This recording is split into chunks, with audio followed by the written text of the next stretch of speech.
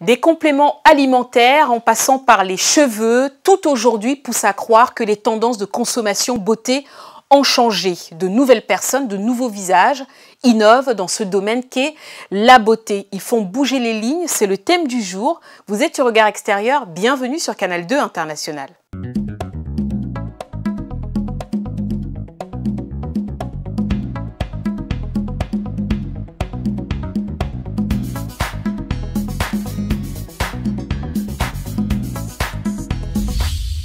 Alors pour moi, les produits africains, c'est quelque chose de marketing, mais en même temps efficace parce qu'il y a de plus en plus de personnes qui ont besoin. Par exemple, moi pour mes cheveux, j'utilise de plus en plus de produits pour qu'ils soient bouclés, qu'ils soient souples.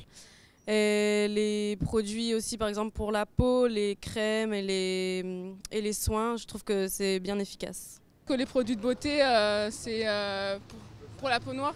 Et pour les cheveux, je pense que c'est que marketing et que ça aide pas vraiment les femmes noires à avoir une belle peau et que ça crée plus d'inconvénients que d'avantages. Je ne m'en sers pas de produits de beauté.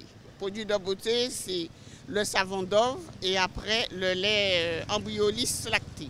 C'est tout. Ni vernis à ongles, ni... non. Je suis allergique, ça me convient pas. Vu que je ne me maquille pas du tout, donc je suis allergique à tout, simplement. Et je mets que du beurre de karité, de tout, mais sauf ça, simplement. Moi j'aime bien la crème Nivea, alors ça veut dire que ce n'est pas pour la peau noire. Mais sinon les produits qu'on vend à Château Rouge ou peu importe, je ne les utilise pas. Alors, est-ce que c'est du marketing? Ben oui, puisqu'il y a une demande, donc il faut qu'il y ait une offre. Parce que c'est un peu, s'il n'y avait pas d'offre, ben, il n'y aurait pas de demande. C'est un peu le jeu qui vaut la chandelle.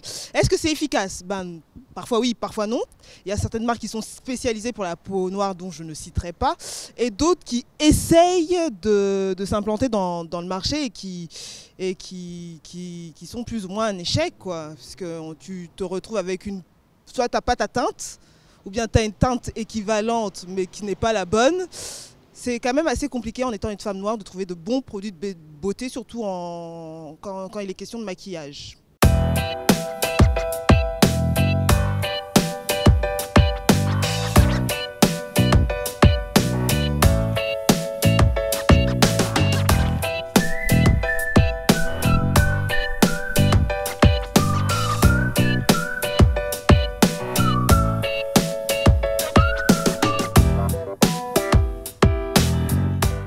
Bonjour à toutes et à tous, merci d'être présents tous les samedis pour regarder à chaque fois un nouveau numéro de Regard Extérieur. Aujourd'hui, c'est une émission spéciale autour de la beauté et du bien-être. Vous allez voir, les personnes que vous allez découvrir sont des personnes qui font bouger les lignes, aussi bien dans le domaine du cheveu, mais également des soins et également des compléments alimentaires. Je propose que nous commencions tout de suite par deux premiers invités.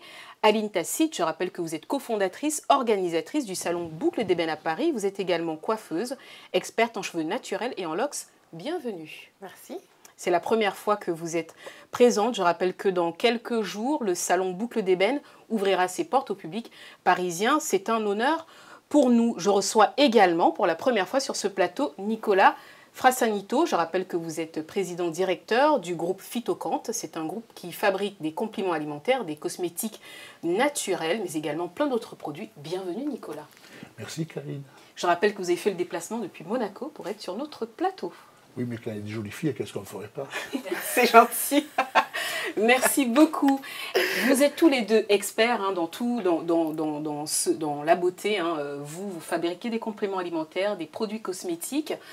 Aline, vous travaillez dans le cheveu. Vous êtes, je le signale, que vous êtes une des pionnières à avoir organisé à Paris un salon pour parler des cheveux, de la beauté. Est-ce qu'aujourd'hui, on peut dire que la beauté, en tout cas, peut être un moyen pour certaines personnes de s'affirmer? Alors, effectivement, pour nous, le positionnement Boucle d'Ébène, la beauté a toujours été un des moyens importants pour la femme de pouvoir s'affirmer, de pouvoir exister. Et quand on a créé le salon Boucle d'Ébène, le concept en 2004, donc ça date maintenant, effectivement, on est pionnier sur ce domaine-là en France, on s'était rendu compte qu'il y avait un manque sur le marché de produits naturels pour entretenir les cheveux crépus, frisés, bouclés. Et on est parti de là pour pouvoir en fait proposer des solutions, des alternatives aux femmes qui, on s'était bien rendu compte, qui avaient besoin d'exister aussi avec leur spécificité. Parce que quand on s'accepte soi-même, avec ses spécificités, etc., on se présente au monde avec beaucoup plus d'assurance, effectivement, comme vous le citiez tout à l'heure. Très bien. En tout cas, c'est une belle initiative qu'on salue. Nicolas, je rappelle quand même que vous êtes en train de faire bousculer les lignes. Vous avez une gamme pour femmes, vous avez une gamme également pour hommes, adaptée à toutes les peaux. Hein, personne n'est exclu. Est-ce que vous pouvez nous en dire un peu plus? Oui, mais avant, Karine, je voulais vous remercier parce que je viens de devenir expert. Et je ne le savais pas. Ah bon, je voulais juste rappeler à tout le monde que je suis quelqu'un qui fait les choses avec le cœur et que j'ai créé cette société il y a 14 ans, mais je bénéficie de 45 années d'expérience parce que mon partenaire en Italie fabrique des produits avec une certaine conscience. Et ça m'a donné l'occasion d'offrir aux gens des cosmétiques que je qualifie de cosmétiques actifs. Donc si je veux brièvement, parce que si je commence à parler, demain on est encore là, je vais être brièvement, je vais résumer en 5 points l'originalité de ces cosmétiques.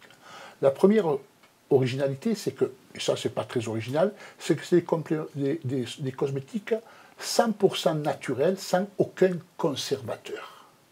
Le deuxième élément, c'est quoi? Et c'est ça le plus important de la gamme, c'est le colostrum. Donc le colostrum, c'est la substance que produisent tous les mammifères dès la mise bas, mais l'avantage de ce colostrum, c'est que c'est un produit qui est propre.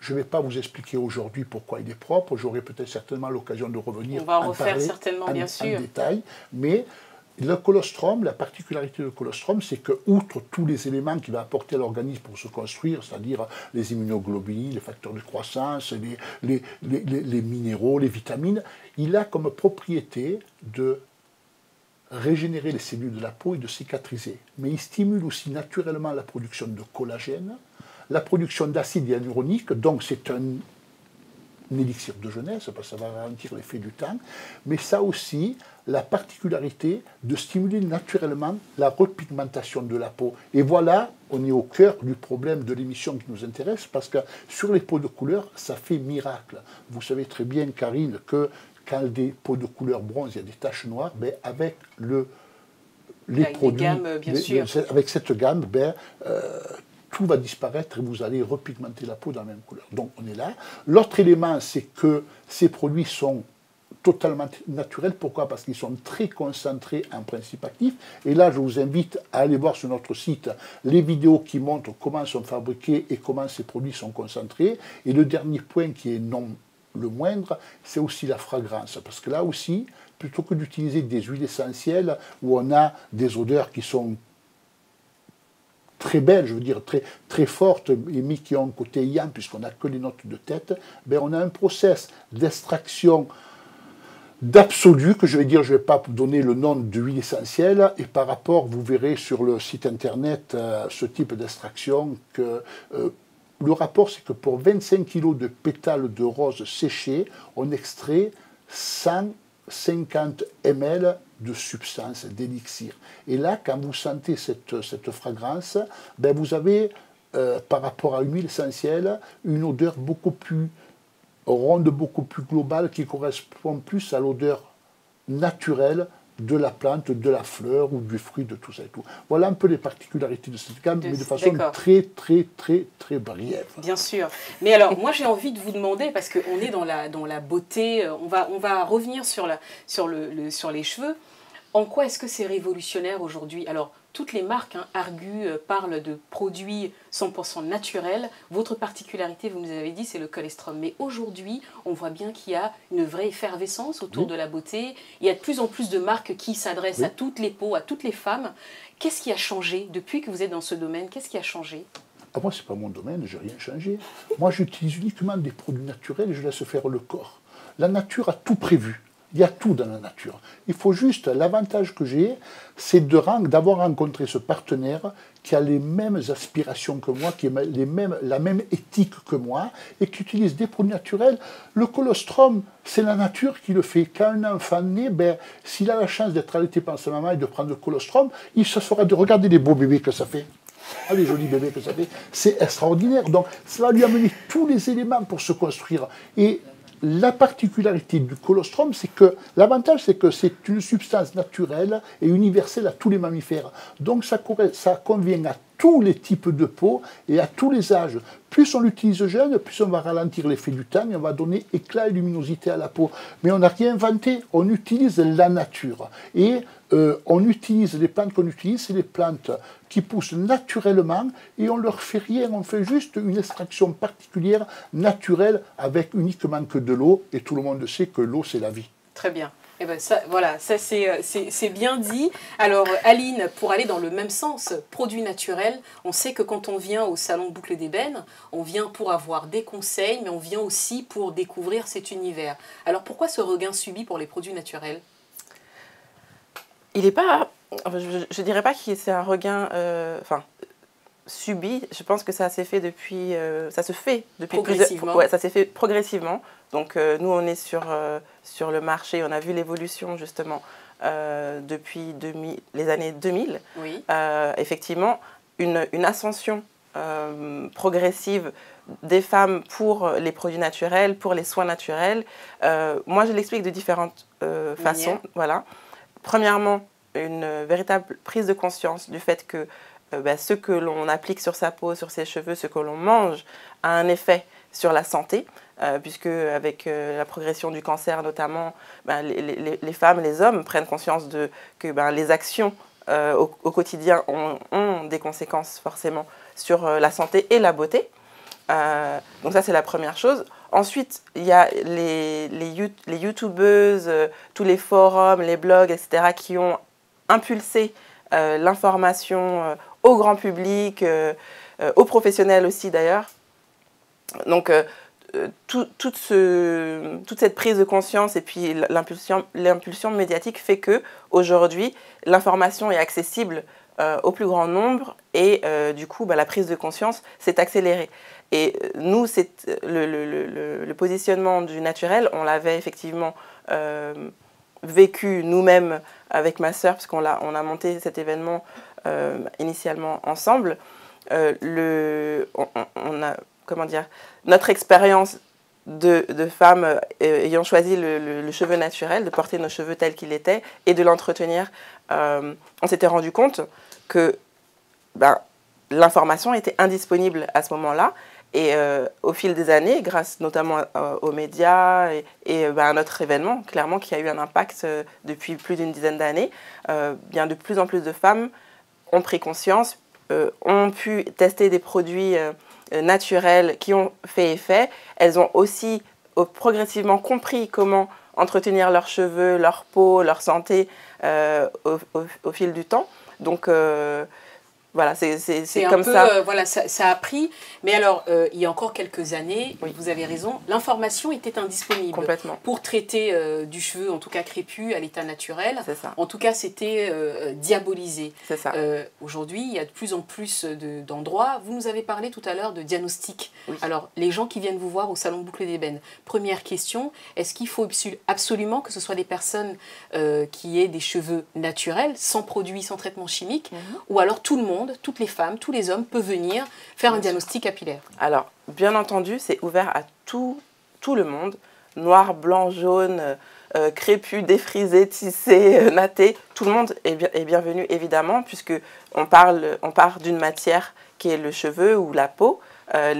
Nos experts sur place, parce qu'on fait appel à des experts, donc pour le coup, on a cette année un espace diagnostic qui est gratuit, qui est mis en place par un groupe d'experts qui vient de Belgique, spécialisé dans les problématiques capillaires, donc notamment tout ce qui est chute de cheveux, alopécie assez grave et très fréquente chez la population afro-descendante. Oui.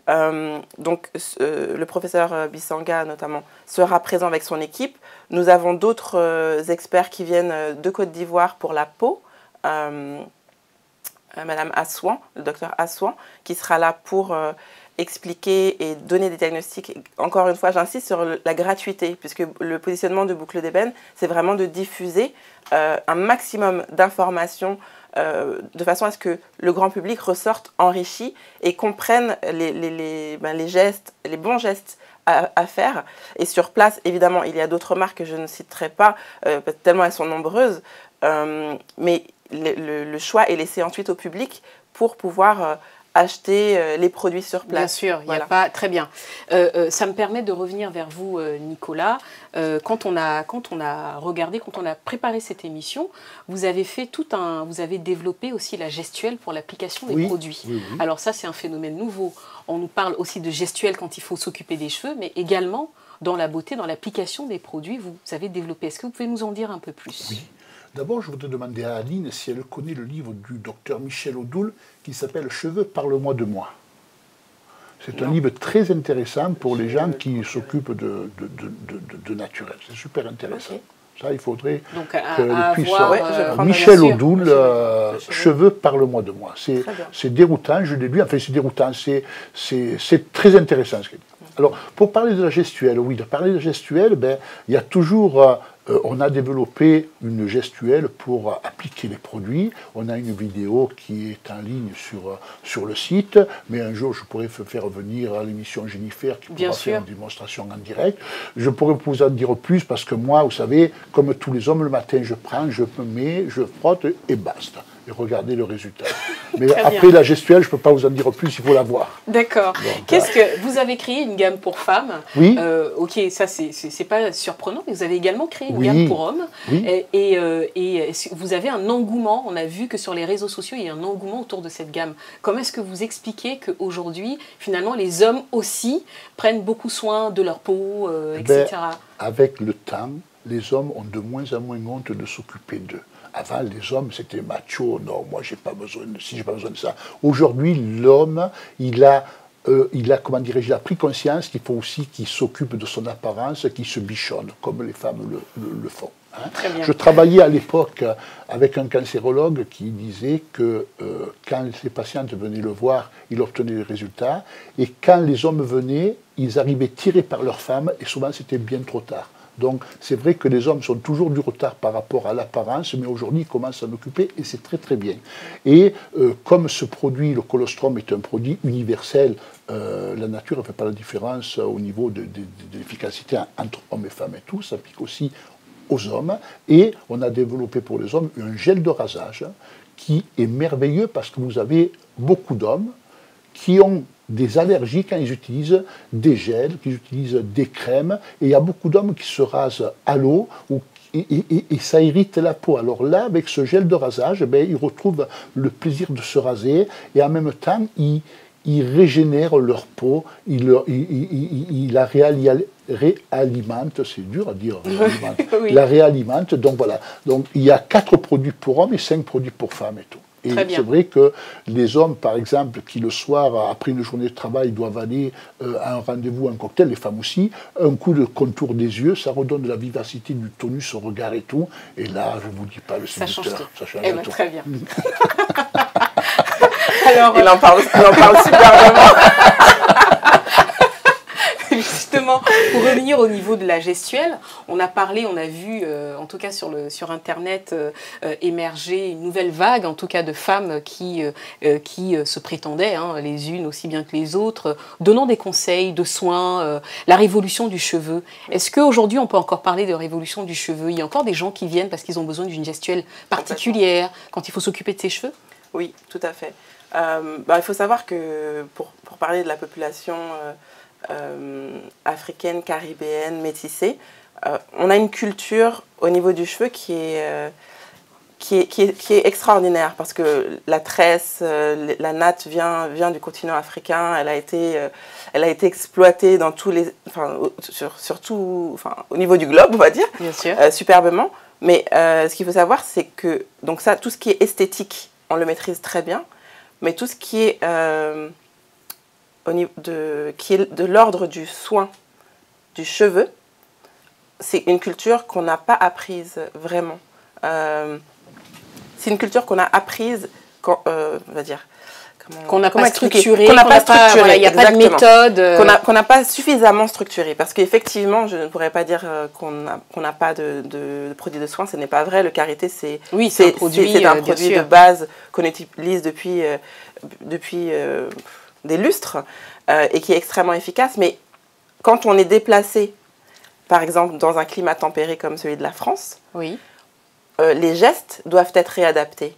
Et ça, on ne l'a pas appris. Et c'est pour ça qu'aujourd'hui, quand on est, pour beaucoup d'Afro-Caribéens en France, on souffre de sécheresse capillaire et cutanée parce qu'on n'a pas compris, on n'avait pas compris, les choses sont en train de changer de plus en plus rapidement, on n'avait pas compris qu'il fallait d'abord hydrater son cheveu avant de le nourrir, de lui apporter des éléments lipidiques qui emprisonnent les molécules d'eau à l'intérieur du cheveu et qui permettent de le rendre malléable et hydraté. Alors, moi, je vous interromps juste, Aline, parce que est-ce qu'on n'est pas dans du marketing? Comme j'ai posé la même question tout à l'heure à Nicolas, est-ce que ce n'est pas juste un moyen encore de nous refourguer des produits, qu'on achète des produits? Parce que, est-ce qu'il y a vraiment des gestes miracles qui existent? Complètement. Étant coiffeuse professionnelle, je le vérifie tous les jours au salon de coiffure pour cette fois. Il faut absolument pouvoir hydrater un cheveu crépus, frisé, bouclé avant de le manipuler.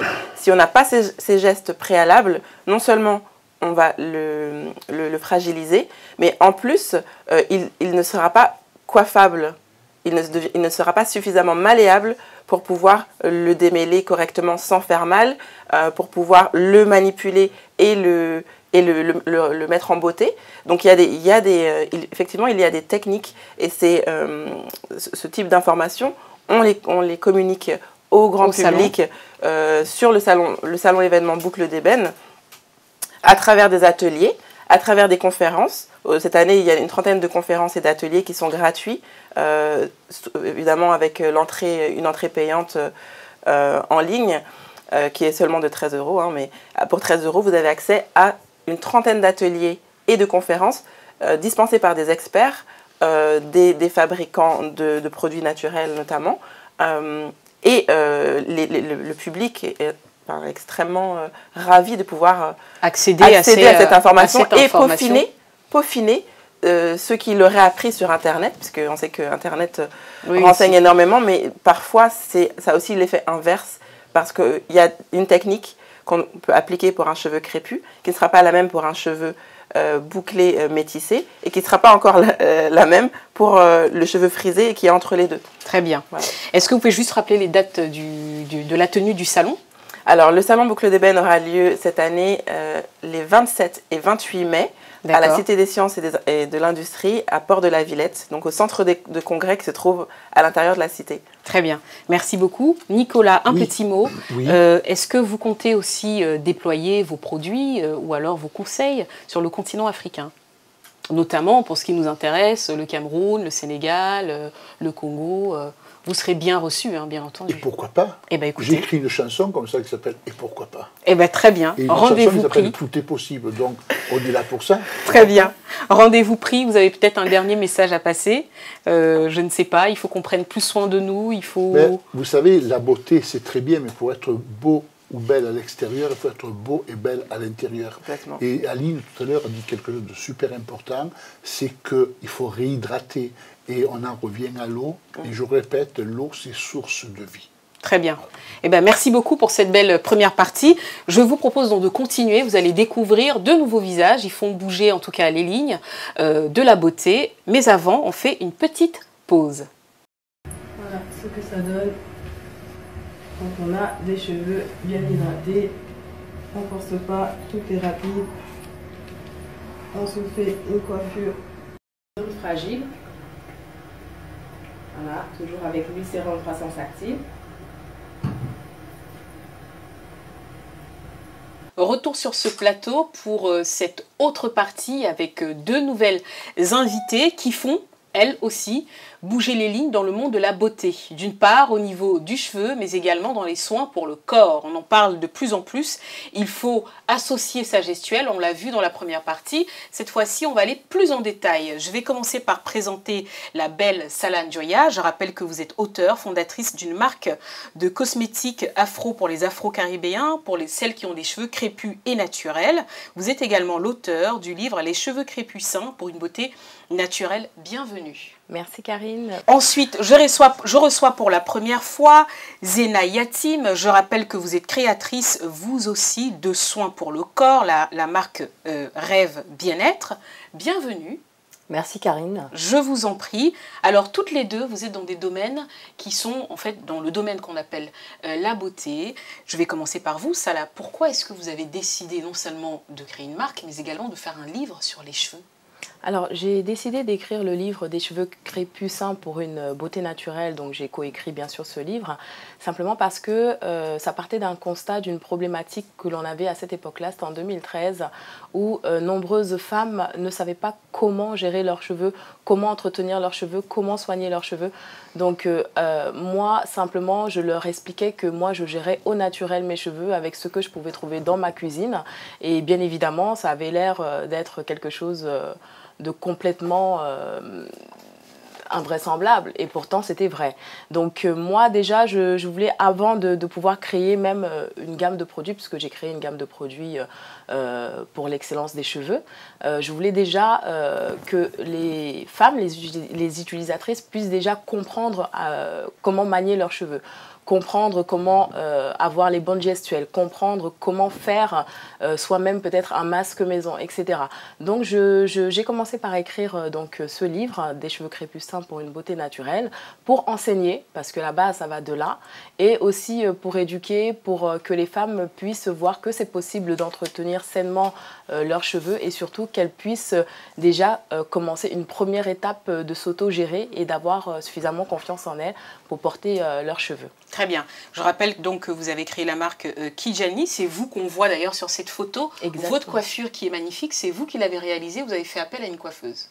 Non, du tout. Moi, je me coiffe en principe toute seule.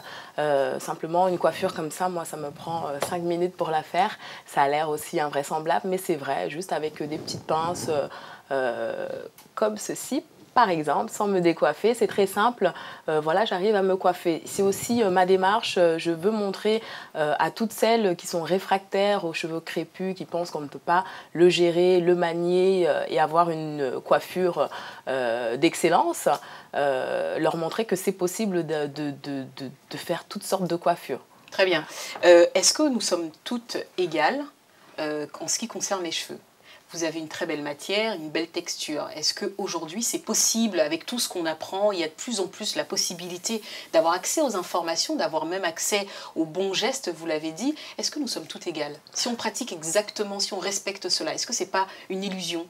Alors, moi, simplement, je voudrais éclaircir un certain point sur le mot crépus. Pour moi, la nature crépue, en fait, à partir du moment où on a ces espèces de boucles comme des torsadets qui roulent comme ça, comme des ressorts. Pour moi, à partir du moment où on a ça, on a un cheveu, pour ma part, crépus. Donc, on a une base, bien sûr, qui est différente en termes de crépus, mais les bases restent crépus. Que l'on soit défrisé, frisé, ondulé, etc., tous les mots qu'on peut sortir, hein, voilà, on a une même base. Donc, à partir du moment où on a cette base-là, on a différents types de crépus. Alors, je ne partirai pas dans ce qu'on entend aujourd'hui, 4C, etc., etc. Je ne sais pas trop, je ne saurais pas trop, moi, vous le définir, mais on a une typologie crépus, voilà. Et en fonction de cette typologie crépus, on peut avoir un crépus qui est sec ou très sec ou peu sec, un crépus qui est fin, moyennement fin ou épais. Donc, on a une base crépus et on a chacune toutes nos chances en fait d'avoir un beau cheveu à partir du moment où les soins sont là. Parce que j'entends beaucoup de personnes dire « Non, mais toi, tu as une belle nature, tu es né comme ça, etc. » C'est pas forcément vrai. Le soin, c'est ce qui va déterminer en fait la structure du cheveu. Et c'est ce qui va déterminer en fait l'état de santé de votre cheveu. Les soins et bien évidemment aussi l'alimentation et ce qu'on mange et ce que l'on boit. Il n'y a pas forcément que les soins, mais c'est un ensemble de choses qui fait qu'on peut avoir comme une belle peau de beaux cheveux. Très bien. Eh bien, on parle des soins. Zena, je rappelle que vous avez créé votre marque depuis plusieurs années. Vous proposez des gommages pour le corps. Est-ce que vous pouvez nous dire un tout petit peu ce rituel, nous parler de ce rituel beauté? Alors tout d'abord, on a créé la gamme Rêve Bien-être en 2009. Donc c'est une gamme en fait de soins corps et visage, bien évidemment. Et nos deux principaux ingrédients sont quand même l'huile d'argan et le beurre de karité. Pourquoi? Parce que c'est des ingrédients très riches en antioxydants aujourd'hui et connus justement depuis la nuit des temps. Alors nous, on propose aujourd'hui un rituel hammam, quel que soit le rituel de toute façon, qui est à base de savon noir à l'eucalyptus, donc fabriqué par le laboratoire aujourd'hui ici. Pourquoi? Parce que le Made in France est plébiscité et on a des traçabilités justement. Et pourquoi le savon noir? Parce qu'il nettoie la peau et régénère les cellules. Et on termine toujours le soin, bien évidemment, soit avec une huile ou à l'aide d'un baume de karité ou un lait de corps. Très bien. Donc, mais ça tombe très bien que vous dites ça parce que le hammam n'existe que, en tout cas, il y a certaines femmes dont c'est la culture d'aller faire des soins en hammam. Pour toutes les autres femmes qui n'ont pas accès, elles peuvent donc reproduire chez elles les rituels, expliquer, et ça leur apporte, qu'est-ce que ça leur apporte à la peau? Bah, écoutez, c'est excellent pour la peau, hein, puisque déjà depuis des millénaires, en fait, dans l'Orient, quand on dit l'Orient, le Maroc, toutes ces femmes utilisaient, en fait, aller au hammam. Mais aujourd'hui, on n'a plus besoin d'aller au hammam, puisque forcément, à la maison, on peut l'utiliser également, que ce soit l'homme ou la femme ou les enfants. Donc aujourd'hui, ce produit est adapté à tout type de peau. Et ce savon noir est génial, pourquoi? Parce que, en fait, il nettoie vraiment. C'est un gommage qui est fabuleux pour le corps, qui nettoie vraiment les cellules de la peau, etc. Voilà. Quand on est exposé au soleil, la question se pose, hein, on est toutes, voilà, ou alors on voyage, on revient de temps en temps, on est dans des températures plutôt hivernales, ou alors on se retrouve à Dakar. Je rappelle que vous êtes originaire de Dakar, d'ailleurs qu'on embrasse très très fort. Est-ce qu'il y a des rituels particuliers? Est-ce que notre peau va souffrir? Oh non, je pense pas.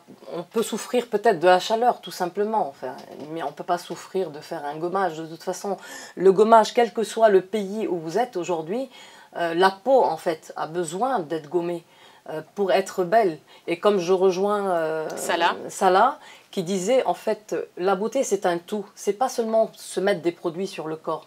Il faut aussi savoir manger. Donc c'est un tout, voilà, on a besoin de la gommer, on a besoin de la nettoyer, on a besoin de l'hydrater, parce que l'hydratation aussi, quand on est en pays chaud, il faut hydrater. Quand on est dans le froid, on a besoin de l'hydrater même à 2 fois plus, pour éviter justement cette sécheresse.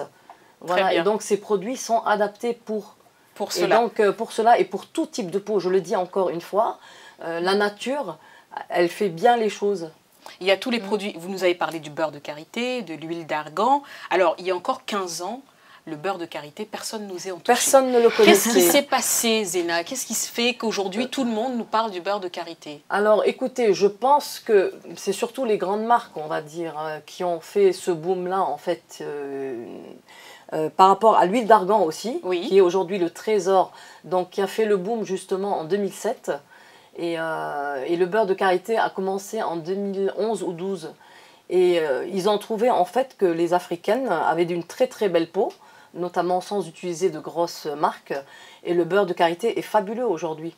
Donc il protège en fait du soleil, parce que quand elles sont au soleil, toutes ces femmes-là qui travaillent, qu'est-ce qui protège? C'est le beurre de karité, qui est nourrissant, qui a des antioxydants, qui est riche en vitamines A, B, C, D.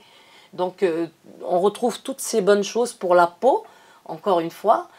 C'est la nature qui nous les donne et après, nous, on essaie de retravailler avec certains labos ce genre de produits. Voilà, Alors, quels sont les retours des consommatrices à Dakar, où on sait effectivement que, en tout cas sur tout le continent africain, les femmes ont des rituels beauté assez structurés. Quels sont les retours? Est-ce qu'il faut aujourd'hui, elles prennent plus de temps qu'avant?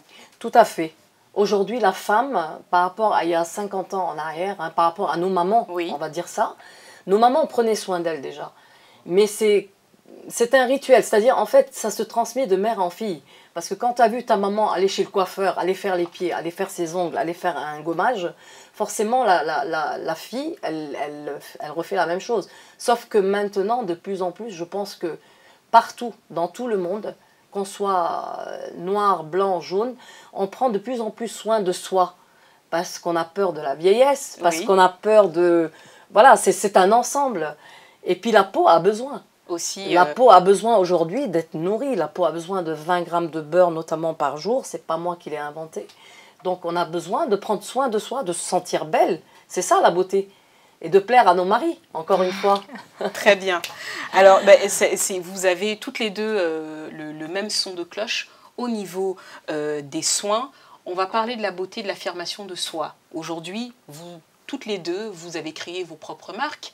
Qu'est-ce qui se passe? Est-ce qu'avec des cheveux qui sont en forme, qui sont en bonne santé, on peut considérer aussi que c'est la possibilité de s'affirmer? Tout à fait, c'est la possibilité de s'affirmer parce que la beauté, ça passe aussi par les cheveux.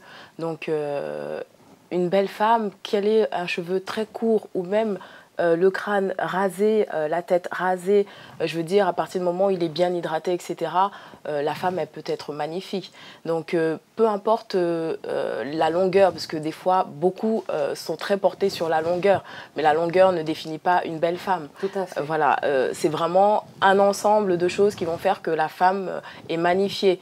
Donc, les cheveux, ça fait partie, bien sûr, ou bien le crâne, comme je dis, rasé, mais simplement embelli avec de la crème, etc. C'est aussi, voilà, des cheveux courts, bien coiffés, bien structurés, ça embellit aussi la femme. Et après, la femme, elle est belle, mais c'est tout un ensemble. Très bien. Voilà. Vous aussi, vous utilisez comme Zena le beurre de karité. C'est le produit gagnant pour tout le monde. Alors, moi, je rejoins l'idée de Zena. Pourquoi? Parce que dans la gamme que j'ai fabriquer, j'utilise essentiellement des matières que nos mères, je mets en avant des matières que nos mères utilisaient dans le temps.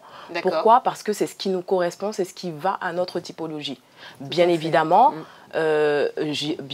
j'utilise aussi des matières modernes, actuelles, mais je priorise ces matières que nos mères utilisaient et qui vont très bien, aussi bien sur la peau que les cheveux. Le beurre de karité, il y a le rassoul au Maroc, le sésame, la chicorée, j'utilise aussi de la chicorée, de l'huile de palme. Je reviens sur l'huile de palme simplement parce que c'est vrai qu'on entend tout un tas de discours sur l'huile de palme, comme quoi c'est dangereux pour la santé, etc., etc. Moi, je dis que c'est faux. C'est pas plus dangereux que le beurre, simplement à consommer avec modération. Voilà, tout simplement. À côté de ça, l'huile de palme a énormément de vertus et de richesses par rapport à la santé du cheveu. Je veux dire, toutes les vitamines qu'on trouve par exemple dans la carotte qu'on mange tous les jours ou qu'on veut manger pour régénérer, etc. L'huile de palme, c'est x10. Très bien, merci mesdames. Maintenant, nous allons parler d'un sujet qui fâche toutes les deux. Zena, vous êtes aussi au Sénégal où vous êtes basée. Il y a de plus en plus de polémiques sur les produits qui dépigmentent la peau. Comment est-ce que vous avez fait pour réussir à imposer vos produits comme étant des produits sains qui ne viennent pas modifier la peau? Parce que ça dépend en fait. Ici en France, en tout cas quand on travaille avec des labos français, c'est une interdiction absolue d'utiliser, c'est ce qu'ils appellent le khessal à Dakar, c'est-à-dire l'hydroquinone. C'est une matière qui est interdite aujourd'hui, qui est cancérigène. Sauf que malheureusement, au Sénégal, ils en ont parlé énormément, en Côte d'Ivoire, au Cameroun, un peu partout. Oui. Mais sauf qu'elles ne veulent pas comprendre que ce produit vraiment est mauvais. Pour la peau. Pour la peau, bon. Mais nous, ici, en tout cas, en ce qui nous concerne, il est interdit strictement. Pourquoi la France? Parce qu'on a des traçabilités, justement. Ici, on ne peut pas utiliser n'importe quoi, mettre un label bio ou mettre n'importe quoi dans un produit sans qu'il soit vérifié quand même par la répression ou par le labo. Donc c'est important. Moi, aujourd'hui, je suis contre ce produit parce que c'est nuire à la santé de la personne et nuire à la peau, justement. Donc on revient à la même chose, chasse le naturel et revient au galop. T'as beau te mettre ces produits qui sont merdiques, excusez-moi du terme, qui sont pas bons, bien sûr, mais c'est mauvais parce que dans le long terme, tu fais un cancer de la peau tout simplement. Et c'est dommage de ne... Enfin, ils ont commencé à en parler beaucoup sur Dakar. Oui. Donc nous, nos produits aujourd'hui, justement, on a fait de telle sorte que c'est utilisé par tout le monde, par tout type de peau en fait, que tu sois blanche, noire, encore une fois. C'est la nature, l'huile d'argan est utilisée par on le trouve qu'au Maroc. Le beurre de karité, c'est africain, on le trouve où? En Afrique de l'Ouest. Donc c'est la beauté africaine qui l'utilise. Donc nous, on n'a fait que reprendre derrière parce que c'est des antioxydants qui sont fabuleux. Voilà. Mais moi, en tout cas, de mon côté, je suis contre cette politique, cette pratique de mettre de l'hydroquinone dans les produits pour que justement qu'on s'embellisse avec ça. Et c'est faux, tout simplement. Alors Salah, plus vous pouvez aussi réagir si vous voulez sur ce sujet-là qui fait débat depuis un certain nombre de temps, mais également au niveau des cheveux, on a vu apparaître notamment en France une guerre nappy cheveux défrisés. Alors, et puis finalement on n'en sait pas trop aujourd'hui, mais on a eu un mouvement d'afro-féministes qui se présentait en disant voilà, nous on refuse, c'est aussi une notion d'identité. Comment est-ce que vous faites pour gérer ces polémiques-là? D'accord. Donc moi je rejoins simplement le point de vue de Zéna sur l'éclaircissement de la peau. Je trouve ça vraiment dommage en fait parce que on n'a pas besoin de ça. Beaucoup de femmes en fait se disent oui, c'est simplement parce que les hommes nous apprécient parce qu'on a le teint clair, parce qu'on a la peau claire, etc., etc. Mais quand on interroge les hommes, c'est pas forcément ce qui les attire.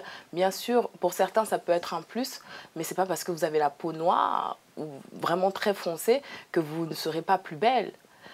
Et je trouve aussi dommage qu'on laisse aussi en fait sur le marché ce genre de produits, parce que bien sûr, en fait, c'est interdit en France, mais ils sont quand même présents en France. Alors, par où ils rentrent, etc. Donc ça, c'est encore une histoire politique, économique. Donc, simplement, je voudrais dire à ces femmes-là que c'est simplement une question de temps avant de voir les dégâts. Aujourd'hui, peut-être, vous brillez comme le soleil, comme on dit, mais demain, plus tard, dans le temps, on verra en fait les effets de ces produits-là sur votre peau, en fait. Et simplement, j'aimerais dire à ces femmes d'arrêter parce que c'est elle, au final, qui nourrit en fait la pensée de certains hommes.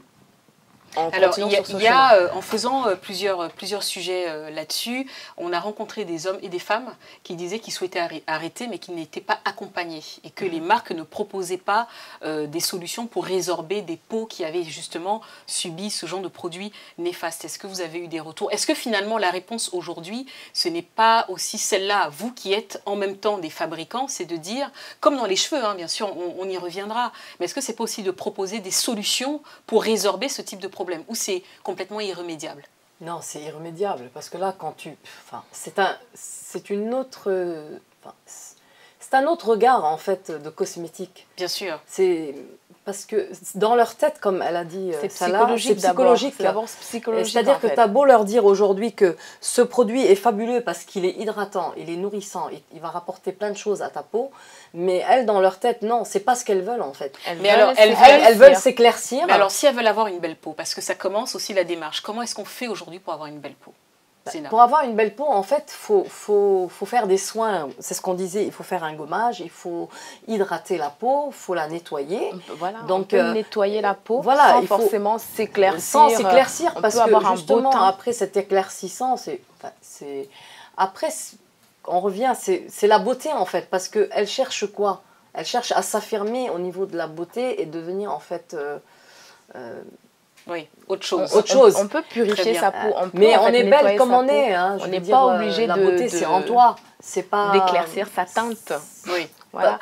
Bon, après, sans vous couper, après, je pense que c'est vraiment un mal qui va au-delà même de l'apparence. C'est d'abord psychologique, c'est d'abord personnel. C'est un manque de confiance, je pense, en sa nature. Et c'est pas un effet de mode. Mais alors, et les cheveux crépus alors est-ce que c'est pas un effet de mode aussi, les cheveux crépus?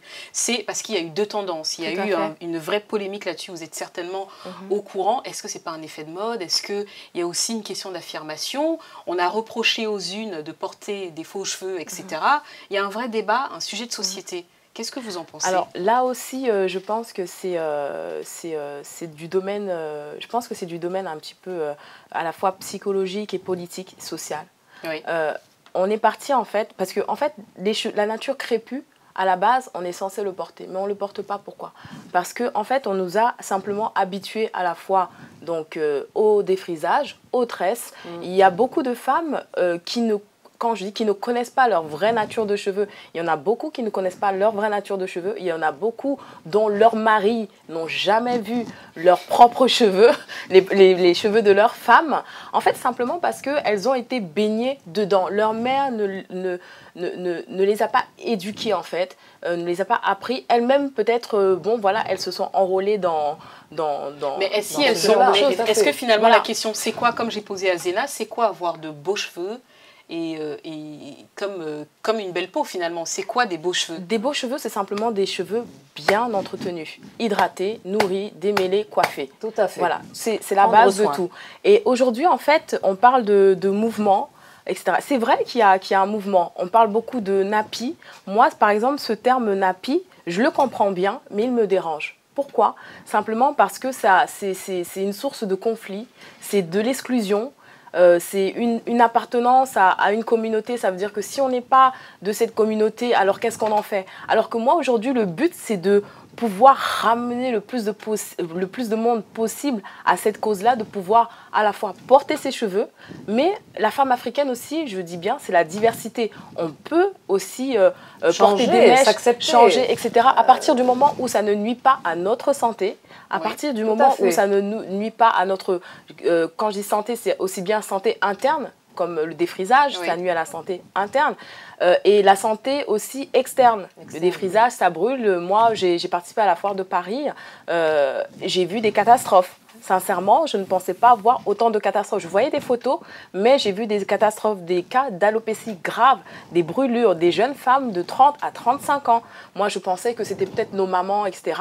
Mais non, c'est aussi la jeunesse et toutes les femmes qui ont commencé à se défriser, d'être sur les réseaux, comme tout à l'heure il avait dit. Tout à fait. Les réseaux aujourd'hui, en fait, nuisent énormément. Enfin, parce que quand on voit une jeune métissée qui a des beaux cheveux, qui a mis...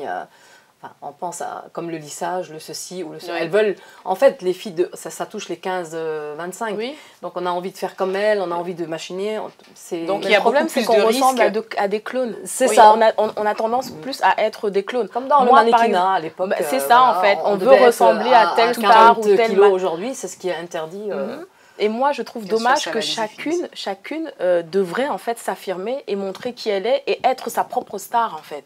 Simplement dire, voilà, on n'a pas besoin de copier des modèles XY parce que ces modèles-là, elles nous ressemblent. Sauf qu'à la télé, elles sont magnifiées, etc., etc. Mais au quotidien, on se ressemble. Mais simplement, il faudrait pouvoir se diversifier, rester chacune avec sa particularité, le truc spécial qui va faire qu'elle se distingue d'une autre fille et non pas forcément ressembler à des clones. Et concernant la question du cheveu, moi, je voudrais dire qu'il faudrait... Moi, j'accepte tout le monde. C'est-à-dire que ma gamme, elle est faite, par exemple, pour les cheveux crépus, mais j'entends crépus toutes celles qui veulent prendre soin de leurs cheveux de façon saine et naturelle. Je n'exclus personne et je ne veux pas exclure. La marque aussi, c'est une marque qui fait la promotion de la beauté et de la culture africaine. L'Afrique, c'est la diversité, c'est la richesse, c'est le partage, c'est l'union. Toutes ces valeurs-là, on veut le refléter et on veut que ce soit beaucoup plus ancré et marqué.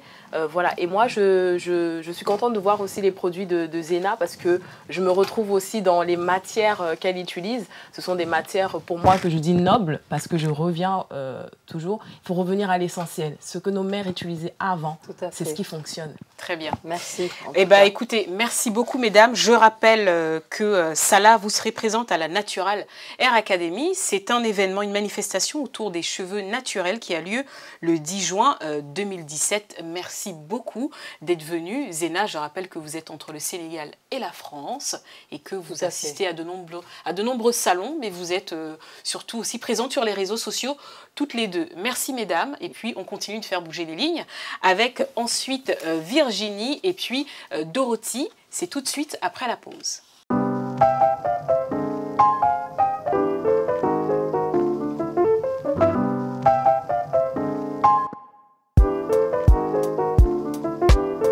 Bonjour les filles, j'espère que vous allez bien, je suis ravie de vous retrouver sur ma chaîne. Alors comme vous pouvez voir au niveau du titre de la vidéo, aujourd'hui je suis en fait 8 liquid lipstick mat de la marque Ruby Cosmetics. Il s'agit des liquid lipsticks des collections précédentes, la collection afrofuturiste avec 2 violets, un gris et un bleu vert, et la collection de Noël qui est composée exclusivement de nude en fait. Donc voilà, vous avez demandé à ce que je fasse les swatchs au niveau de ma peau, parce que voilà, pour vous c'est très bien de voir les swatchs au niveau de ma peau, voir ce que ça donne au niveau des peaux noires avant de passer commande. Et pour moi c'est toujours un plaisir de faire des vidéos sur mes produits. C'est facile pour moi aussi de faire un retour sur YouTube en parlant de mes produits parce que je les connais bien. Donc voilà, si la vidéo vous intéresse, si les swatchs de ces 8 liquid lipsticks mat vous intéressent, n'hésitez pas à regarder la suite de la vidéo. J'ai commencé avec la collection de nudes qui est sortie à Noël. Donc il s'agit de 4 nudes comme ça. C'est des nudes qui sont vraiment des dérivés du Legacy de la collection Queen of Africa. C'est des nudes un peu dérivés de ce Legacy. Sachant que Legacy en fait c'est un nude purement chocolat en fait. Et je voulais en fait créer des dérivés de cette couleur. Sachant que voilà, au niveau de ma marque, ma signature en fait d'identité de marque, c'est de proposer en fait des nudes lèvres effacés. C'est-à-dire des nudes que tu appliques et tu sors. Pas besoin de chercher un crayon marron qui aille avec, non. C'est-à-dire qu'il faut vraiment que ça soit pratique et que ça marche bien avec la peau noire. Donc c'est vraiment la signature de ma marque et j'en suis tellement fière. Je vais vous proposer des dérivés de cette couleur parce qu'il y en a qui trouvaient cette couleur un peu trop neutre en fait. Ok, trop neutre, comme vous pouvez le voir, c'est vraiment un nude marronné simple. Ok, donc du coup j'ai réfléchi et je vous ai proposé un nude avec des sous-tons gris et rose. Donc voilà, il s'agit de Temptation, donc c'est un nude un peu effet taupe. Ensuite il y a le Marie Claire qui est en fait un nude corail. Ensuite il y a le Undress Me qui est en fait la même couleur Legacy mais avec des sous-tons rouges, et c'est une couleur super belle. En dernier il y a le French Kiss, parce que voilà, il fallait absolument que je pense aussi à mes clientes européennes. Donc le French Kiss c'est un joli nude un peu rose vieilli pour les peaux européennes. Et pour les peaux noires en fait c'est le genre de couleur que tu appliques au milieu de lèvres pour rendre tes lèvres un peu pulpeuses. Je sais qu'il y a beaucoup de femmes africaines qui adorent faire ça.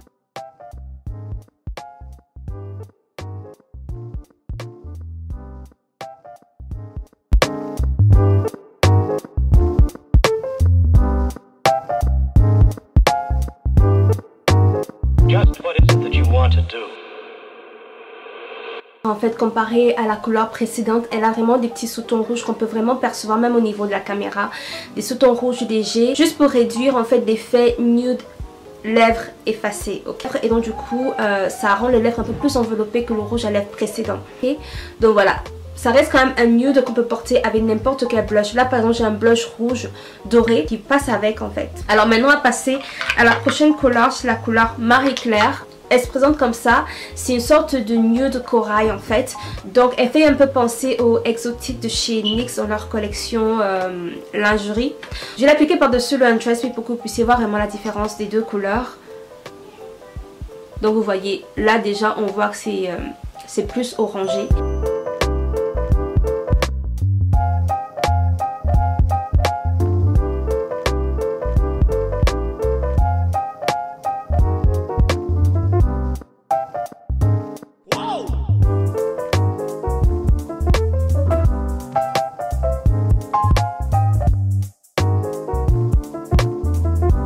Donc voilà le Marie Claire. Après le Marie Claire, quand tu l'appliques comme ça et que ça n'a pas encore séché, tu peux avoir l'impression que c'est un rouge à lèvres marron pêche un peu douteux.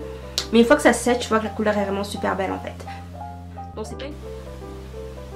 Alors voilà la couleur Marie Claire. Comme vous pouvez voir, une fois que ça sèche en fait, le petit côté douteux orangé, rose, marronné, bizarre disparaît. Et je trouve que du coup les sous-tons marrons en fait, une fois que ça sèche en fait, se prononcent un peu plus.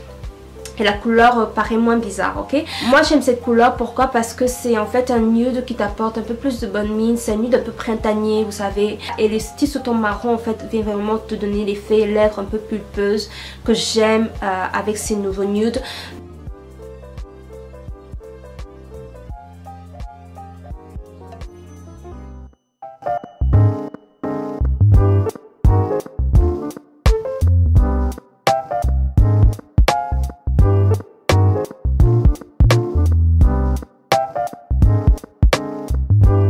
En dernier, on passe au swatch de la couleur Temptation. Et comme je l'ai dit tout à l'heure, c'est un top avec des sous-tons gris. Et je pense que je perçois un peu de marron et un peu de rose. J'aime bien en fait rendre les couleurs complexes, mélanger des sous-tons et tout, donc voilà.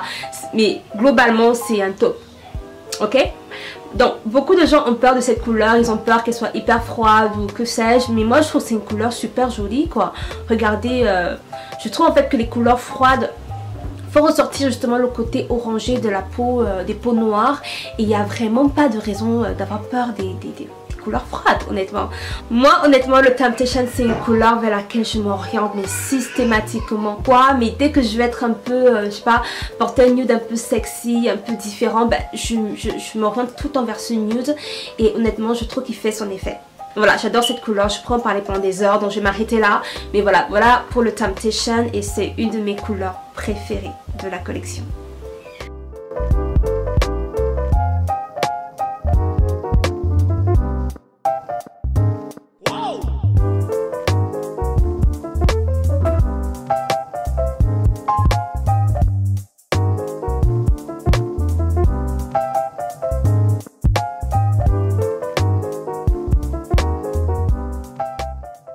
Retour pour cette dernière partie. Nous aurons par téléphone Dorothy Rofa qui, elle, est basée en Allemagne, qui est entrepreneur, qui également a fait bouger les lignes dans le monde des cosmétiques et de la beauté. Mais avant, je vous propose de découvrir les dernières invitées qui sont avec moi sur ce plateau. Virginie Nomo, je rappelle que vous êtes youtubeuse beauté, vous aviez la chaîne Cindelish Makeup, vous êtes basée à Leeds au Royaume-Uni, vous avez également créé votre marque de cosmétiques Real Bee Cosmetics depuis 2015. Bienvenue Virginie. Merci de m'accueillir. Je vous en prie.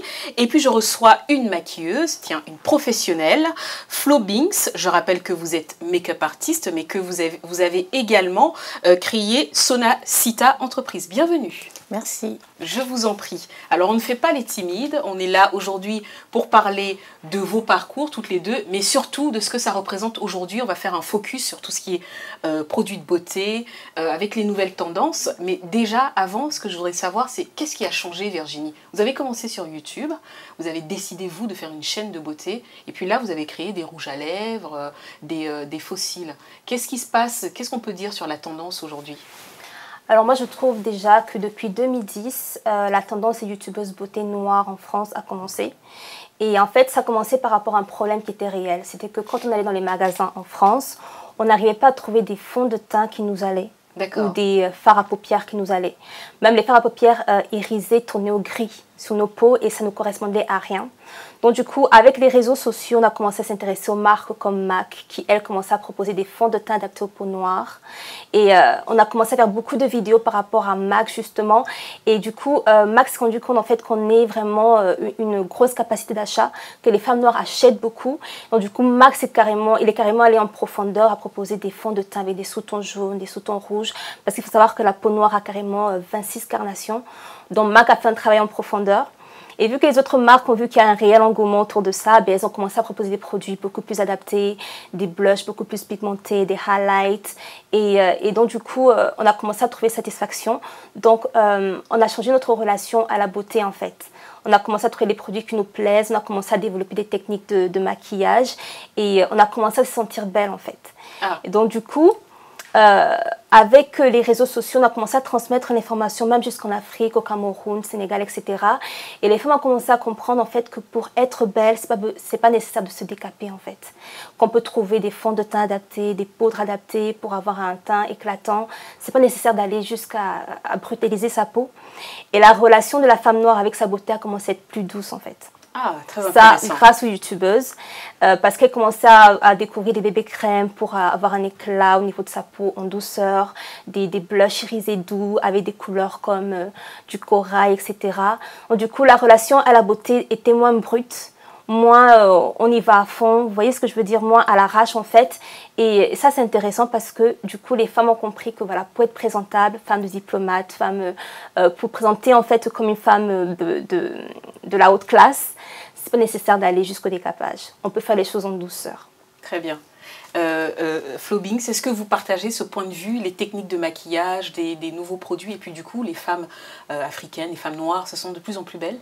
Oui, bien sûr, hein. C'est vrai qu'aujourd'hui, les techniques de maquillage ont beaucoup évolué. Et d'ailleurs, comme elle le disait, hein, à l'époque, les filles ne savaient vraiment pas se maquiller et c'était à la télé, waouh et tout. Et on voit qu'aujourd'hui, elles sont de plus en plus intéressées. Et enfin, moi, j'encourage en général les filles à opter pour des maquillages légers. D'accord. Sachant qu'en général, quand on copie souvent très mal. C'est-à-dire qu'on voit des yeux bien maquillés et tout.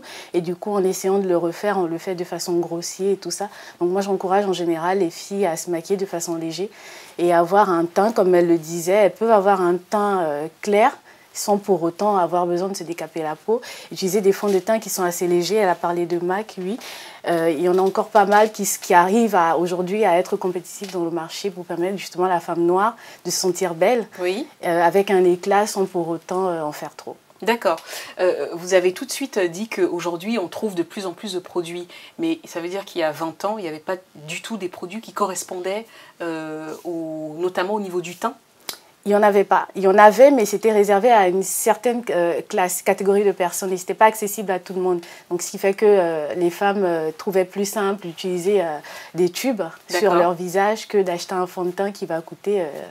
oui, très cher. Très cher. Et je pense aussi que le fait qu'il y ait eu Internet, ça a permis en fait aux marques de pouvoir en fait s'internationaliser, exporter, toucher plus du monde. Donc, du coup, les femmes noires, même en Afrique, pouvaient déjà avoir ça à MAC. Donc, du coup, ils ont commencé à avoir ça, l'information, et changer leur façon en fait, de se maquiller et leur relation à leur beauté. En fait. Mais est-ce qu'il n'y a pas qu'une seule, Cécile, rassurez-moi, il n'y a pas qu'une seule marque qui propose des produits adaptés aux femmes noires?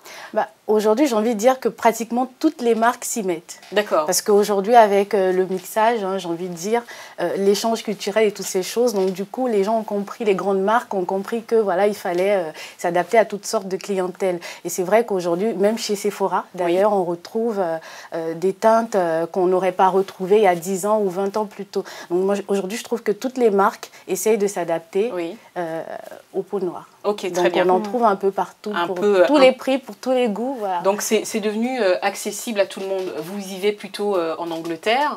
Est-ce que les femmes noires ont eu l'accès à cette information, à cette technique plus rapidement qu'en France, par exemple? Bien sûr, parce qu'en Angleterre, elles sont beaucoup plus influencées par les marques américaines. C'est-à-dire que les tendances arrivent d'abord en Angleterre, puis elles arrivent en France. Et c'est d'ailleurs là-bas qu'a commencé aussi la tendance des Melanin Queen. C'est en fait actuellement, c'est des femmes noires en fait qui ne veulent plus mettre des fonds de teint trop clairs pour elles. Parce que l'idéal c'était toujours d'avoir le teint éclatant. Maintenant on trouve des femmes noires, mais vraiment de peau vraiment noire, qui en fait mettent des fonds de teint qui correspondent à leur carnation et pour en fait révéler le charme de leur peau. Et en fait elles veulent imposer maintenant la beauté noire foncée. Parce que d'habitude on parlait toujours la femme noire belle doit être claire, avoir un fond de teint clair, d'accord. Mais maintenant, elle veut s'imposer comme un nouveau style de beauté, en fait. Femmes noires bien foncées avec du charme, et on les appelle les Melanin Queen. Et c'est un phénomène qui est arrivé récemment, et je trouve que c'est aussi grâce aux youtubeuses, parce que les youtubeuses, en fait, ont permis aux femmes d'avoir une approche plus en douceur de leur beauté et de se rendre, en fait, compte de leur potentiel. Donc c'est là que les youtubeuses ont joué un rôle important. Ok, très bien. On va revenir un tout petit peu sur les techniques de maquillage. Est-ce qu'aujourd'hui, parce que là on a cité en fait des noms de marques, est-ce qu'il faut avoir plein de produits pour être belle ou c'est pas les techniques de maquillage? Finalement, les maquilleurs comme vous, est-ce que votre place, elle reste à quel niveau? Alors, c'est vrai qu'un maquillage qu'on fera à domicile n'a absolument rien à voir avec un maquillage qui sera fait par une professionnelle. Ça, il faut bien le savoir. Alors moi, en général, j'ai compris une chose, c'est que plus la peau elle est bien entretenue, plus elle est saine, moins on a envie de trop se maquiller. Voilà. Donc en général, il est mieux, et d'ailleurs moi je conseille aux femmes de bien prendre soin de leur peau et ensuite elles pourront à la maison faire un maquillage assez léger parce qu'il y a un maquillage pour le quotidien et un maquillage de sortie. En général, on fait appel à une make-up artiste pour un maquillage d'événements et de sorties. Mais voilà, quand on sort, par exemple, pour aller travailler au quotidien, on a besoin de se maquiller, mais de façon très, très légère. Donc, ça part aussi, il faut aussi connaître des techniques, c'est très important pour ne pas ressembler à je sais pas, un gourou. Bien sûr, voilà. ou à une poupée.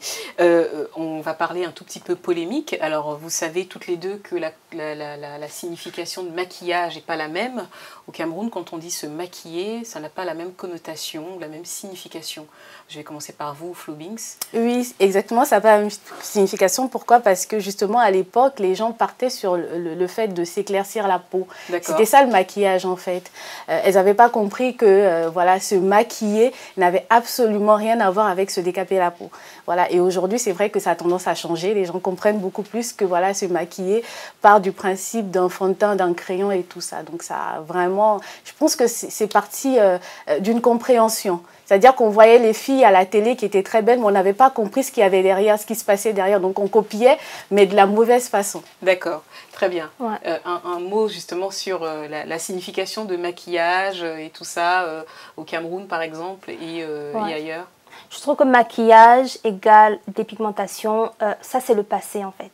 C'est nos mamans qui parlaient comme ça. D'accord. De nos jours, en fait, les jeunes sont très réseaux sociaux et elles savent de quoi elles parlent.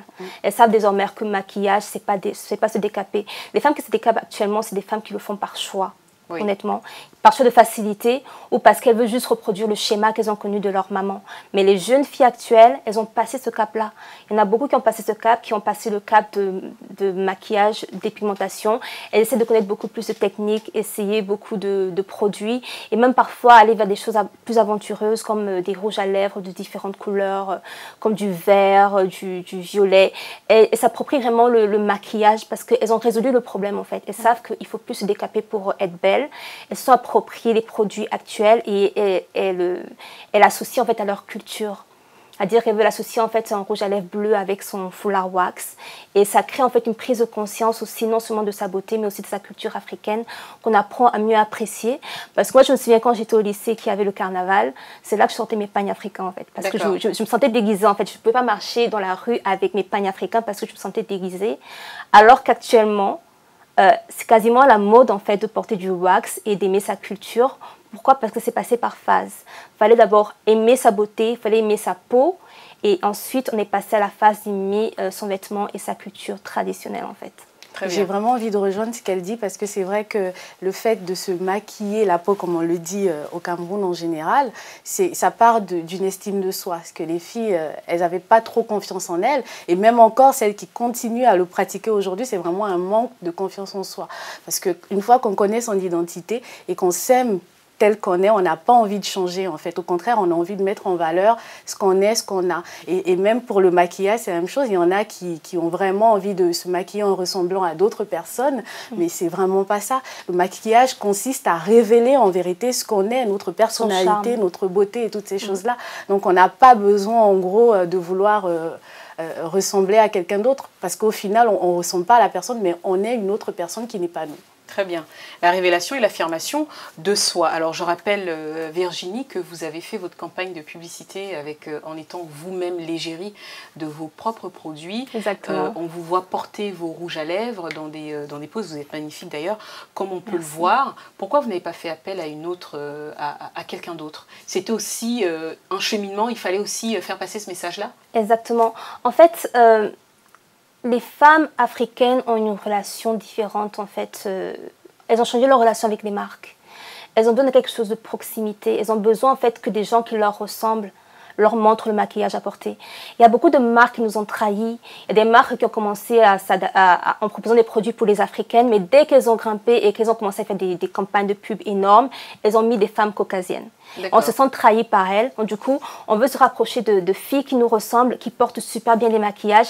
Et si elles créent une marque, tant mieux, parce que du coup, on se sentira proche d'elles et on sentira en fait que le produit qu'elles proposent nous correspond.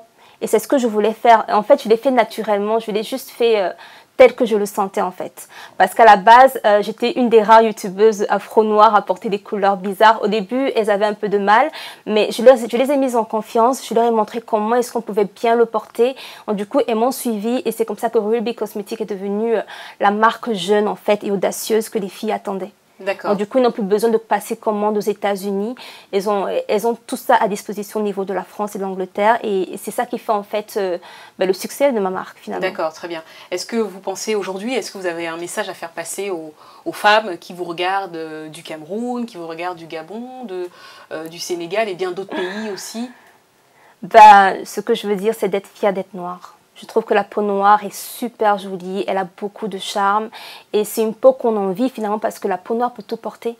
Même quand on regarde les photographes artistiques, ils recherchent toujours des femmes noires quand ils veulent vraiment mettre en valeur une couleur.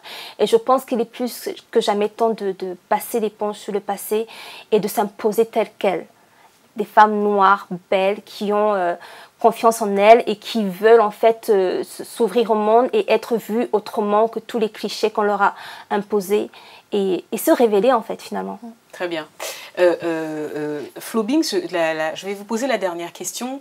Est-ce que quand les clientes ou alors des personnes qui vous approchent vous demandent des méthodes particulières? On a vu en ce moment sur Internet, il y a vraiment une transformation. Est-ce que c'est ça le maquillage?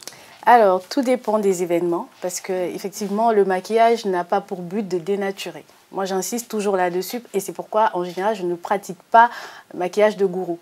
Parce que je trouve que ça dénature complètement.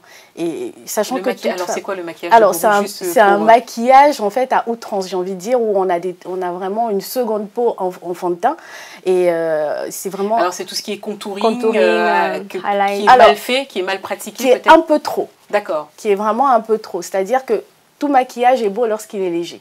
Voilà. Et en général, le maquillage de gourou, c'est un maquillage qui est vraiment très très fort. C'est-à-dire que tout de suite, on voit qu'il y a quelque chose, on voit qu'il y a quelqu'un d'autre en fait. Parce qu'en général, c'est souvent même mal pratiqué. Parce qu'au niveau du cou, on va voir qu'il y a vraiment un décalage entre le visage, le cou, la poitrine et tout ça. Donc moi, ce maquillage-là, je le déconseille. Et déjà qu'aujourd'hui, on a vraiment des produits qui sont très bien, on a des fonds de teint qui ont une couvrance très légère, mais qui couvrent très bien, qui sont adaptés à tout type de peau, je tiens vraiment à le signaler. Plus besoin de rester bloqué sur une marque particulière. Aujourd'hui, on a vraiment beaucoup de choix. Donc, il faut choisir des fonds de teint légers. Et on peut pratiquer tout type de techniques de maquillage. Il faut vraiment juste être léger dans ce qu'on fait. Alors, est-ce qu'aujourd'hui, on peut dire, est-ce qu'il faut encore faire une opposition peau noire, peau métissée? Est-ce que finalement, la question, c'est pas peau grasse, peau sèche, peau mixte? Alors, si, la question, elle reste quand même. Parce que... une chose est sûre, c'est qu'à cause des différents types de peau, il y a des maquillages qui ne sont pas adaptés. Ça, il faut vraiment le savoir. Et ce que moi, je conseille encore, c'est vraiment prendre soin de sa peau. Parce que peu importe le type de peau qu'on a, si on n'en prend pas soin, le maquillage ne le fera pas à notre place. Le maquillage, c'est vraiment pour embellir, mais ça ne règle pas les problèmes quotidiens. Donc, mieux on prend soin de notre peau, plus voilà, on n'aura pas besoin d'en faire trop. Très bien. Je pense qu'il y a aussi un problème culturel en fait. Oui. Les femmes pensent, ou alors c'est les hommes qui communiquent mal, mais pensent toujours que l'homme riche voudra une femme métisse. En même temps, c'est pas de leur faute. Ils voient les footballeurs qui, chaque fois qu'ils ont du succès, ils vont prendre quoi? Des femmes métisses. Et en fait, du coup, certaines noires se sentent obligées de faire des maquillages, comme tu dis, de gourou, avec beaucoup de teint clair au niveau de leur peau. Et je pense que ce n'est pas la solution, finalement. La solution, c'est d'éduquer les hommes et d'éduquer, en fait, l'image qu'on a de notre beauté. C'est à nous d'apporter, de régler le problème de déficit d'image, montrer qu'on a du charme avec notre carnation naturelle. Et les choses vont évoluer comme ça. Très bien. Est-ce que vous pensez qu'il y a une absence aussi de modèles? Est-ce que peut-être que les modèles qu'on a finalement, qu'on nous montre, sont que des modèles, comme vous disiez, au teint très clair, et que finalement, c'est peut-être plutôt aussi ça la polémique, c'est que finalement, il faut plus de mélanine queen, comme vous l'avez signalé. Est-ce que c'est peut-être aussi ça qui fait la différence? C'est ça le problème. Et donc, du coup, c'est pour ça que ces grandes marques qui, chaque fois qu'elles veulent montrer une femme élégante, classe, vont mettre une femme de peau claire, elles sont maintenant en contradiction avec les petites marques comme moi, Ruby Cosmetics et d'autres marques américaines tenues par des femmes noires qui, elles, ont l'audace de faire des publicités avec des femmes qui nous ressemblent et qui sont super élégantes. Et ce qui est magnifique derrière tout ça, c'est que malgré le fait qu'on mette en avant des femmes noires dans nos publicités, les femmes de type européenne et indienne continuent d'acheter nos produits. Donc du coup, il n'y a pas de raison d'avoir peur en fait. Il faut juste en fait envoyer un message positif et les gens vont suivre. Vous voyez ce que je veux dire? Très bien, oui, parfaitement. J'ai vraiment envie de rejoindre ce qu'elle dit, c'est que c'est à nous en fait d'affirmer notre identité. C'est pas aux autres. C'est-à-dire que ce qu'on attend, voilà, ce qu'on attend des autres, c'est à nous de le ramener, c'est à nous de nous imposer. Je suis vraiment contente pour ce qu'elle fait parce que c'est vraiment important. Ça relève la beauté africaine et ça met en avant la femme noire. Donc moi, j'encourage les femmes qui nous suivent, que ce soit au Cameroun ou au Gabon, à vraiment prendre des initiatives, surtout au niveau de la beauté, parce que c'est ça qui nous représente en fait. Et à se mettre au devant de la scène, pourquoi pas créer d'autres marques encore, puisque les grands groupes ne pensent pas à nous, forcément, ou ne nous mettent pas en avant. Pourquoi pas nous-mêmes se mettre en avant et valoriser la beauté noire. Très bien. Un dernier message peut-être à faire passer, Virginie. Non, vous avez à peu près tout dit. Je rappelle que vous avez sorti en tout cas des rouges à lèvres de couleurs diverses et variées. On a du violet, du nude. Je vous laisse peut-être dire les différentes couleurs. Violet, nude. On a du violet. J'ai beaucoup travaillé sur les nudes parce que je me rendais compte en fait que des marques actuelles proposaient des nudes pour des peaux noires qui n'étaient pas forcément adaptées. Donc du coup, j'ai beaucoup travaillé sur les nudes. Alors nude, c'est en anglais. Et alors nude, du coup, ça veut dire plutôt... c'est rouge à lèvres couleur chair en fait. Couleur chair, d'accord. Couleur naturelle des lèvres. Et donc j'ai proposé à peu près 5 teintes qui correspondent vraiment bien aux carnations africaines. Et ça, c'est génial. Et mes clientes adorent ça. Elles adorent ces teintes-là. Et après, j'ai aussi revisité les classiques avec, par exemple, une teinte comme ça qui correspond un peu au rouge à lèvres que les femmes sénégalaises adorent mettre, des rouges à lèvres dorés. Donc, du coup, j'ai revisité, j'ai proposé une formule de qualité avec une bonne pigmentation. Et donc, du coup, je propose des rouges à lèvres métalliques, dorés. Mais tout le monde ne peut pas porter ces couleurs qui sont des couleurs plutôt osées, si. Ça rentre dans ce que vous expliquiez. Il faut que tout le monde ose. Il faut oser d'autres couleurs pour se sentir... Vous êtes d'accord, Flobix? Oui, il faut oser. Mais il faut le faire bien. Il faut le faire aussi de façon, comme je dis, encore très légère. C'est-à-dire que si on se maquille beaucoup les yeux, si on met des couleurs assez flash sur les yeux, on va essayer de rester dans du nude sur la bouche. Parce qu'on ne veut pas ressembler à un sapin. Non plus. Voilà. Donc si on part sur des couleurs super flashy comme ce vert que je vois là, donc sur les yeux, on ira sur du nude, sur quelque chose de assez... un peu plus discret. Voilà, très bien. Bon, en tout cas, merci beaucoup, mesdames. Nous sommes allés à la recherche de femmes comme vous qui, par leur métier ou par leur parcours, ont fait en tout cas bouger les lignes dans ce domaine. Et nous sommes allés à la rencontre de Dorothy Rofa, qui, elle, est basée en Allemagne. Je vous propose de l'écouter. Alors déjà, je suis moi-même une amoureuse de la beauté et de la cosmétique en général. Je suis d'ailleurs une très grande consommatrice des produits de beauté. Donc, j'ai toujours adoré en fait tout ce qui touchait à la cosmétique et l'esthétique parce que je pense que quelque part, cette sensibilité, on la sent quand on a un certain âge. Donc, notamment dans l'adolescence ou quand on commence à entrer dans la vie active. J'ai eu dans mon parcours en fait professionnel des rencontres qui ont changé ma vie. J'ai eu des opportunités très enrichissantes et c'est vrai que lorsque j'ai vraiment trouvé ma branche dans la cosmétique, je me suis dit, bon, ben voilà, on y va, on teste et puis on essaie de voir en fait jusqu'où on peut aller. Et j'ai essayé de pousser à l'extrême. Et c'est vrai que il y a 10 ans en arrière, ou même voire 15 ans, on m'a toujours posé la question, tu te vois où dans 10 ans? Et c'est vrai que lors des interviews, je me disais, bah, écoutez, c'est très simple. Moi, je me vois dans 10 ans chef d'entreprise, dans la cosmétique, parce que j'ai une autre vision. Donc, et ma vision, justement, arrive. Ma vision arrive au mois de juin. Donc, voilà, hein, dorothyrofa-cosmétique.com. Donc, ma vision arrive. Mais après avoir fait le tour, en fait, différentes marques pour lesquelles j'ai collaboré, hein, j'étais collaboratrice, par exemple, pour MAC Cosmétiques, pour Givenchy, pour Kenzo. Mon souhait était en fait de m'exprimer. Et la seule façon, justement, de le faire, ça a été de créer ma propre marque. Une marque à mon image, une marque qui reflète en fait qui je suis, ma personnalité, mes racines, d'où en fait je pense que ça va être une belle surprise pour toutes, hein, pour tous et pour toutes, parce que déjà c'est une marque de luxe, hein, à proprement parler, une vraie marque qui s'adresse aussi à toutes les femmes, quelle que soit l'origine. Et ça a été toujours en fait mon leitmotiv, c'est-à-dire que je voulais pouvoir m'adresser à toutes les femmes. Alors, voici quelques conseils pour des personnes qui souhaitent se lancer dans l'industrie de la cosmétique. Alors, mon premier conseil concerne en fait la confiance en soi. Il faut absolument avoir confiance en soi parce que vous êtes le porteur du projet. Le deuxième conseil concerne la patience. Il faut avoir de la patience car un projet demande du temps et de la concentration. Ensuite, il faut être prêt physiquement et mentalement, parce que l'environnement n'est pas toujours favorable, donc il faut être prêt justement à vous battre. Mon dernier conseil consiste en fait le côté financement. Alors, il faut se constituer justement une petite trésorerie en fait pour pallier aux dépenses qui vont arriver très très vite. Alors, je dirais que ce qui a changé dans la beauté d'aujourd'hui en fait, c'est que la femme est très active. Hein, donc, elle est plus libérée, elle est chic sans être excentrique. Elle aspire plutôt à un style de maquillage un peu nude dans le style, voilà, belle au naturel. Donc, je suis maquillée, mais pas trop.